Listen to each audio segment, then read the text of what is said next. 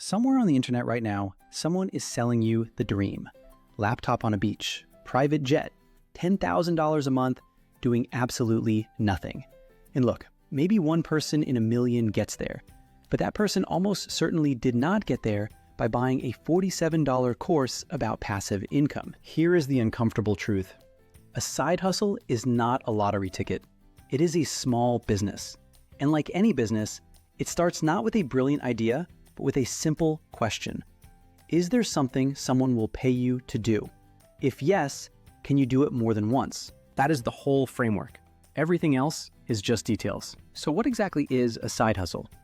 Strip away the hype, and it is simply a small revenue stream you build around one of four things: your time, a skill you have developed, an asset you own, or an audience you grow. Now, you will hear a lot about passive income, and passive income is real.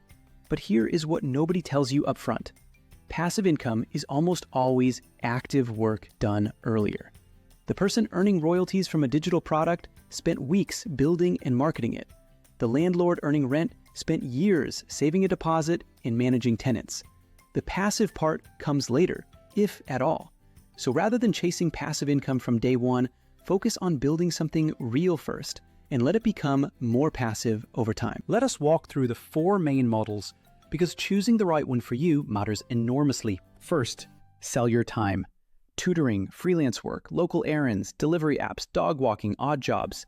The upside is that you can earn your first dollar this week. The downside is that when you stop working, the income stops too. It is the least scalable model, but the fastest to get started, and that speed matters when you are just learning. Second, sell a skill. Video editing, coding, graphic design, bookkeeping, copywriting, social media management. The difference from selling time is that skill work commands better rates as your portfolio grows, and clients hire you for results rather than just hours. The path is learn, do it for a discounted early rate, collect proof, then raise your price. Third, sell an asset. You rent out equipment, a spare room, parking, or storage. Or you create a digital asset once and sell it repeatedly.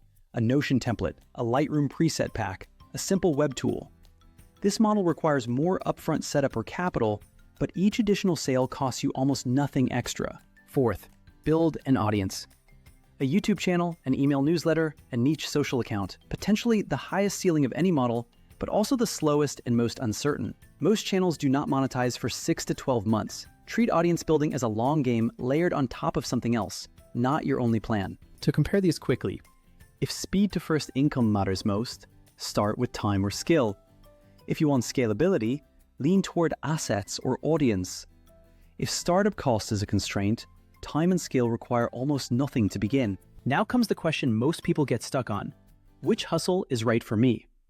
There's a 3-question filter that cuts through the noise. Question 1. What can you already do reasonably well? Not professionally, not professionally, just well enough that someone with a problem would find it useful. Think skills from school, your job, your hobbies, or any past experience. Question 2. Who has an urgent problem that your skill could solve? Urgent is the key word. People pay for things that hurt now. A student panicking before an exam is urgent. A small business owner losing track of invoices is urgent. Someone vaguely curious about photography is not urgent. Question 3. Can you reach those people cheaply? If you need to spend $500 on ads to find your first customer, your margins are already broken. But if you can post in a student Facebook group, send a direct message on LinkedIn, or hang a flyer at a campus library, the cost to reach your customer is nearly zero. Let me give you a concrete example. Suppose you are a student who is good at math. The obvious move is not to build a tutoring app. The obvious move is to offer targeted exam tutoring to first-year students in your own department. You already know the course. You know which exams are brutal. You can reach students in the same building. That is demand-first thinking. You start where the pain is loudest and the path to the customer is shortest. Before you build anything, validate. This is the step most people skip because it feels uncomfortable, and skipping it is why most side hustles fail quietly. Here is a simple 48-hour validation test. Day 1, write one specific offer. Not a business plan, not a website, one sentence describing exactly what you will do, for whom, and for how much. Day 2, contact 10 realistic prospects, real people who actually have the problem. Ask them to pay, even a small deposit, for a trial run. Notice what does not count as validation.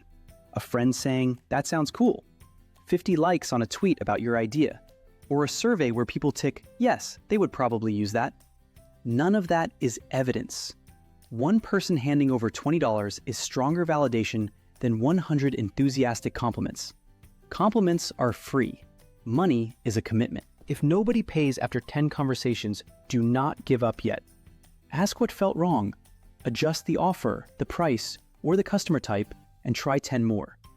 3 rounds of 10 conversations is 30 data points, which is more market research than most side hustlers ever do. Once someone says yes, you need to price and package your offer properly. And the single most important pricing principle is this: sell an outcome, not labor. Compare these 2 offers. Offer A, I edit videos. Offer B, I turn one raw recording into a polished 10-minute YouTube video with captions and a thumbnail-ready frame, delivered within 72 hours. Offer B is worth more because the buyer can see exactly what they are getting and exactly when. Vague labor is easy to undervalue.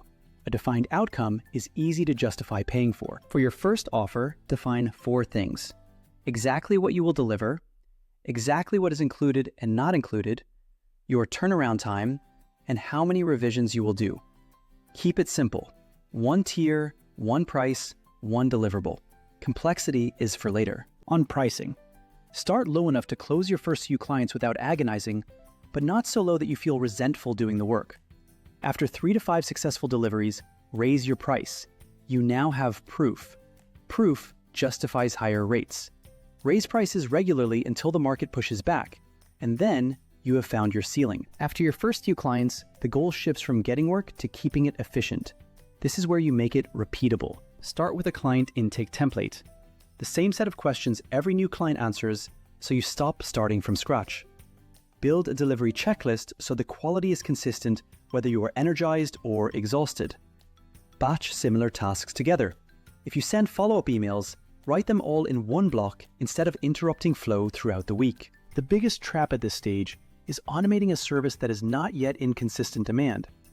Do not spend 2 weeks building an elaborate system to handle 50 clients when you have 3. Systemize just enough to protect your time, then return to sales. And keep your lead pipeline separate from your delivery pipeline. One part of your week is for finding and talking to new clients. Another part is for doing the work. When those blur together, you get feast and famine cycles. Busy delivering, then scrambling for new work. Then too busy to deliver again. Let us make this concrete with a realistic 30-day plan. Week 1, choose 1 offer and 1 specific type of customer. Not a category, a specific person. Write the offer in 1 sentence. Do not touch a website or logo yet. Week 2, contact 10 people per day who match your customer profile. That is 70 contacts over 7 days. Keep it personal. A short, direct message beats a copy template every time. Week 3, deliver your first paid jobs. Even if the pay is small, treat each one as if it is the client that will refer you to everyone they know. Document everything. Take a screenshot of the thank you message. Ask for a short testimonial. That proof is your marketing for the next 30 days. Week 4, look at the evidence. What worked? What took too long? Adjust the offer, streamline the delivery, and make 1 pricing decision. Hold steady or raise it slightly. And here is the most important mindset shift of the whole video. Your first goal is not $10,000 a month. Your first goal is $100. Not because it is impressive, but because it proves the idea is real. $100 from a side hustle is real validation. It is a skill. It is a system. Build from there. So let us bring it all together. A side hustle that actually works comes down to 4 things. Find a real problem someone wants solved. Make a specific offer with a clear outcome. Ask real people to pay for it. And improve from the evidence they give you, not from what sounds clever in theory. That is it. No beach laptop required, no guru course necessary. If you are watching this and thinking about which model fits your situation, drop it in the comments. Are you starting with time, a skill, an asset, or building an audience? I genuinely read those. And if you want more practical finance and business explainers without the hype, subscribe. New video coming soon.